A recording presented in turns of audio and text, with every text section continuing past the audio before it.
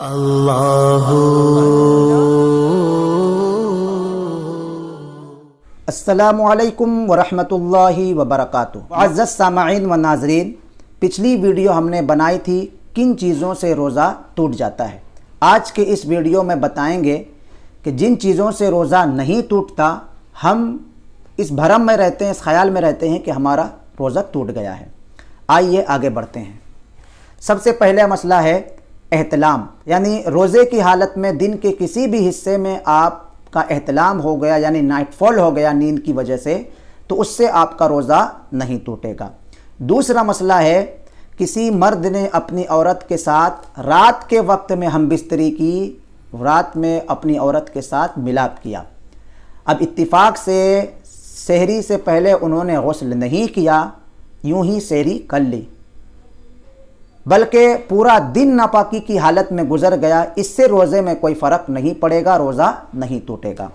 تیسرا مسئلہ ہے کان میں پانی چلا گیا، بلکہ کان میں دوائی ڈالی کسی وجہ سے، تو اس سے روزہ نہیں ٹوٹے گا۔ ہاں، آنکھ میں اگر دوائی ڈالی ہے تو اس سے روزہ ٹوٹ جائے گا۔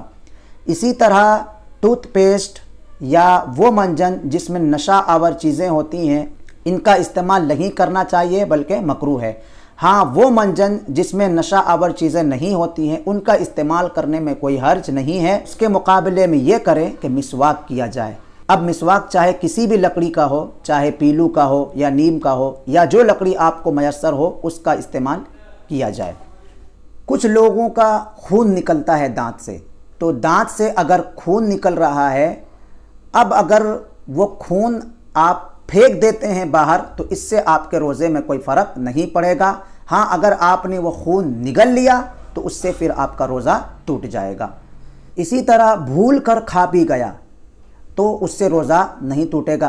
اسی طرح سحری کے بعد دن کے حصے میں کبھی کبھی قے آنے لگتی ہے یا الٹی ہو جاتی ہے، تو یاد رکھیے اگر اپنے آپ قے ہو رہی ہے یا الٹی ہو رہی ہے، چاہے کتنا بھی ہو، اس سے روزے میں کوئی فرق نہیں پڑے گا، روزہ نہیں ٹوٹے گا۔ ہاں، اگر جان بوجھ کر ہم الٹی کریں گے تو اس سے روزہ ٹوٹ جائے گا۔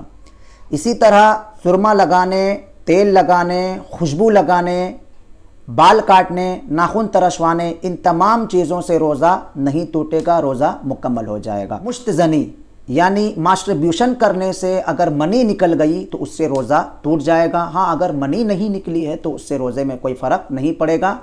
ہاں، یہ بہت بڑا گناہ ہے، اور رمضان کے مہینے میں تو اور زیادہ بڑا گناہ ہے۔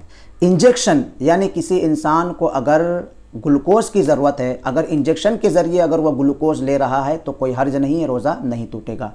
اسی طرح بلڈ ڈونیٹ کرنے سے، یعنی کسی انسان کو خون کی ضرورت ہے، اگر آپ نے خون دے دیا تو روزہ نہیں ٹوٹے گا۔ اسی طرح انہیلر یعنی ناک کو کھولنے کے لیے جو انہیلر کا استعمال کیا جاتا ہے، تو انہیلر کا استعمال کرنے سے روزہ ٹوٹ جائے گا۔